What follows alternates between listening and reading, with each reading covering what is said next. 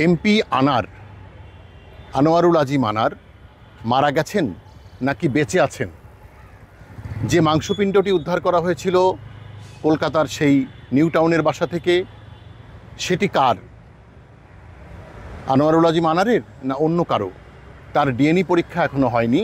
তার আগেই কলকাতার সিআইডি হত্যা মামলার কাজ প্রায় শেষ করে এনেছে।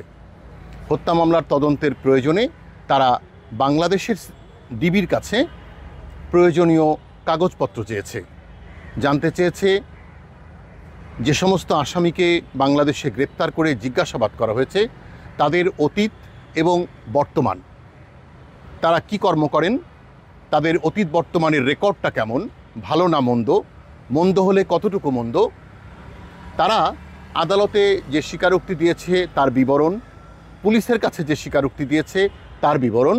এখন জন্ম সনদ দিয়ে খোলো বিকাশ স্টুডেন্ট অ্যাকাউন্ট, নিজের বিকাশ নিজে কর, এবং প্রয়োজনীয় আরও কিছু কাগজপত্র।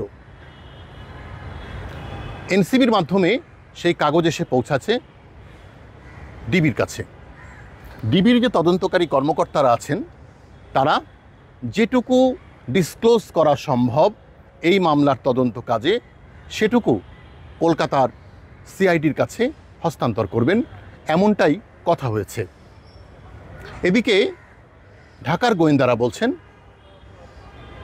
যারা এখনও সন্দেহভাজন, যাদেরকে এখনও গ্রেপ্তার করা যায়নি, তাদেরকে যাতে দ্রুত গ্রেপ্তার করা যায় সে ব্যাপারে তারা যত দ্রুত সম্ভব ব্যবস্থা নেবেন।